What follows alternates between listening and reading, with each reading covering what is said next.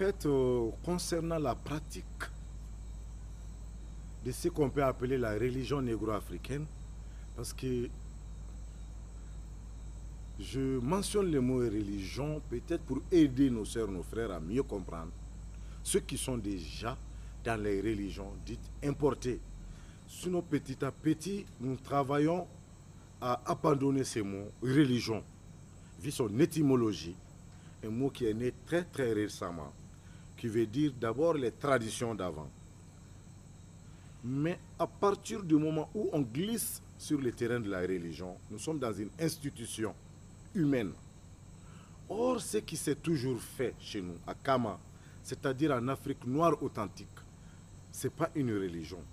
On appelle ça de la spiritualité ancrée sur la pratique du culte des ancêtres. C'est pour cela qu'après les invasions, quand nous avions été domptés, dressés et aliénés aux religions importées, après les 11 siècles, je parle en fait des périodes d'invasion cumulées judéo-chrétiennes et arabo-musulmanes qui aujourd'hui, dans les calculs que nous détenons, c'est vrai, nous ne détenons pas l'absolu, dans les calculs que nous détenons, ça nous fait déjà 11 siècles, 1100 ans que nous sévissons dans cette situation, déplorable situation. Donc sortir de là, ouvrir les yeux, chercher d'où est-ce que nous sommes venus, emprunter ces chemins, remonter vers la dignité qui était nôtre, ce n'est pas du tout facile. C'est cette difficulté maintenant à s'assumer qui crée chez nous cette confusion. Parce qu'en quittant les religions importées, on laisse un vide devant soi. Pas derrière soi, mais devant soi. Parce qu'arrivé au seuil, on se demande où est-ce que je dois aller, qu'est-ce que je dois faire. En fait, à partir du moment où vous embrassez la spiritualité négro-africaine, c'est-à-dire le culte des ancêtres, dites-vous une chose, c'est un culte qui date des milliers et des milliers d'années. Ce qui suppose que ceux qui ont pratiqué ces cultes-là avant nous, en fait, ont déjà laissé des traces exploitables aujourd'hui, limpides. J'ai parlé des bois sacrés, là où réside aujourd'hui le cœur de nos temples.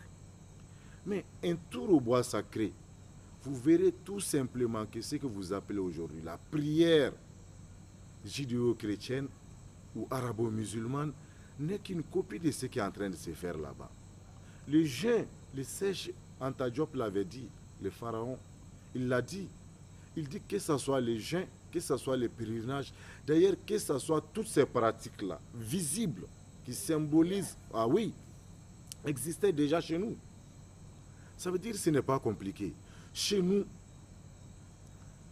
c'est reconnecter aux ancêtres méritants n'a rien, n'a absolument rien de religieux. Cette irréligiosité-là n'existe pas. On n'a pas moulé ça on n'a pas moulé dans un cadre, disons, hégémonique, clanique. Tu t'exprimes dans la langue que tu maîtrises. Ça, c'est la première des choses. La préférence va, en fait, dans la langue de nos ancêtres méritants, ce qu'on appelle aujourd'hui nos langues maternelles. Parce qu'il est préférable de s'adresser à quelqu'un en sa langue. Et si nos ancêtres parlaient, ils ont légué ces langues-là à nous, il serait mieux de remonter les temps, de leur causer dans ces mêmes langues, c'est encore plus facile. Parce que qu'est-ce qui se passe? Ces langues aussi qui ont été importées, qui sont les fruits de cette aliénation de très longue durée, en fait, ces langues rafferment le cœur même de cette aliénation. Les détenteurs de ces langues-là sont en réalité les bourreaux de ces mêmes ancêtres. Imaginez un peu en toute logique, prier quelqu'un, lui demander quelqu'un ou lui adresser un hommage dans la langue de son bourreau. En fait, ça frôle les ridicules. C'est une moquerie en fait. Il serait mieux pour nos sœurs, nos frères de la diaspora de valoriser, de donner une place primordiale à l'apprentissage de nos langues maternelles.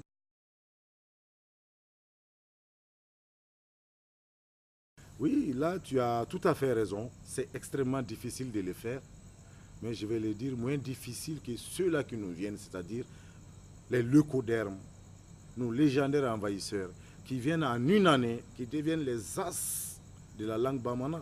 J'en suis témoin.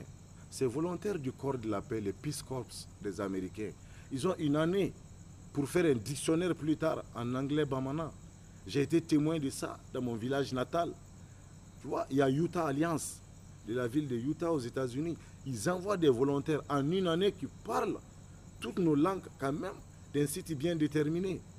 Or, l'avantage pour les afro-descendants et ceux de la diaspora noire, c'est quoi? Ils ont déjà la mélanine. Ils ont déjà l'ADN de la langue en eux. Mieux que ces leucodermes-là, ils sont déjà favorisés par la nature. Ils ont déjà reçu, en fait, les cartes primaires de ces langues-là dans leurs gènes.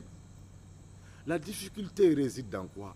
La difficulté résiderait dans ce sens, dans cette volonté. En fait, la même volonté n'anime pas les volontaires du corps de la paix et la sœur et les frères qui doivent nous venir pour apprendre ça. Cette sœur et ces frères-là aussi ont cette possibilité d'interaction avec ces autres frères et sœurs qui sont sur place, qui n'ont pas tous perdu, entre guillemets, la langue.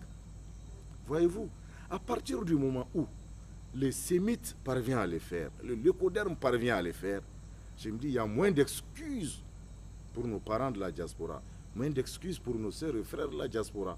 Je n'exclus pas du tout la difficulté qu'a aujourd'hui nos sœurs et nos frères de la diaspora pour s'accaparer leur langue, c'est-à-dire cette langue qui est la leur. Mais je dis ceci, l'excuse commence à disparaître à partir du moment où cette langue étrangère qui est d'ailleurs aujourd'hui exprimée comme un frein, comme tu viens de le dire, c'est en fait l'intégration dans cette autre culture-là avec la langue en première position. Donc cette langue qui semble être en fait une barrière pour cet apprentissage, cette langue en réalité ne constitue pas une excuse à partir du moment où le détenteur même de cette langue parvient à apprendre nos langues avec une certaine facilité d'ailleurs.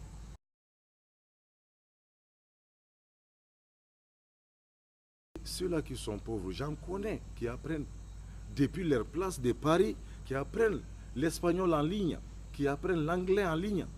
Voyez-vous, j'en connais qui sont polyglottes, qui parlent toutes les langues étrangères, sauf leur langue locale. Je me fais un peu comprendre. Or, aujourd'hui, nous sommes tous en ligne, moi. Pourquoi pas celui qui s'inscrit depuis l'université, une université au Canada, depuis une université à Amsterdam, pour apprendre une langue étrangère, pourquoi ces derniers se généreraient-ils, tu vois, à faire appel à mes services? Nous avions donné l'adresse de la sœur de Natou Cham, que j'appelle affectueusement Maman Natou Cham, qui en plus des vidéos sur YouTube est disponible pour un apprentissage interactif. Tous ceux qui viennent à Mayablon, qui posent la question, ont la réponse sur comment apprendre cette langue de chez nous. Voyez-vous? Et ce n'est pas parce qu'en essayant de mettre aussi les moyens comme barrière, ça devient extrêmement difficile. Par exemple, moi qui m'exprime comme ça en français, je l'ai dit au début de l'interview que je ne suis jamais sorti de Kama. Pourtant, en plus du français, je parle anglais. Certains diront que c'est le cursus scolaire, d'accord. Mais l'anglais, ça m'a pris 2 ans. Tout le monde le sait ici au lycée, on n'a pas 2 ans d'anglais. Mais je me suis mis parce que je me suis dit que ceux-là qui nous viennent, ces volontaires du corps de la paix, je les ai bien regardés. Ils ont été une référence pour moi. J'ai dit, on pourrait quand on veut. J'ai commencé à apprendre au moins 2 de leurs langues essentielles. Donc j'en appelle à nos sœurs et frères de la diaspora, en fait, de se remettre un peu en cause. Personne ne leur jette la pierre. Nous comprenons. Nous sommes, c'est-à-dire l'un des rares qui comprend aujourd'hui et qui comprennent aujourd'hui la situation de nos sœurs et nos frères de la diaspora. C'est pour cela que nous sommes en train de créer le minimum de plateformes pour les accueillir, les accompagner à ce retour-là à la source. Parce qu'on sait que le déclic est parti. On sait que la vague est là. Les ancêtres sont revenus. Ils sont à l'œuvre. Ces désirs de retour à la source, nous le vivons depuis ici. nous les captons depuis ici et nous mettons comment dirais-je, en leur disposition des moyens pour accomplir ces pèlerinages-là, cette reconnexion-là. Donc pour tous ceux qui sont disponibles pour apprendre une langue locale de l'Afrique noire authentique, qu'ils contactent Mayablon. Nous avons des frères qui sont aujourd'hui en ligne, que ce soit les Swahili, les Kiswahili, que ce soit les autres langues. La sœur, je ne fais pas de publicité, la sœur Minsilim Barga, il vient de faire un site en Ekang, dans sa langue.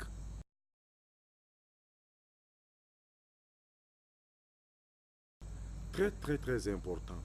C'est vrai que c'est une énergie. Cette reconnexion est une énergie.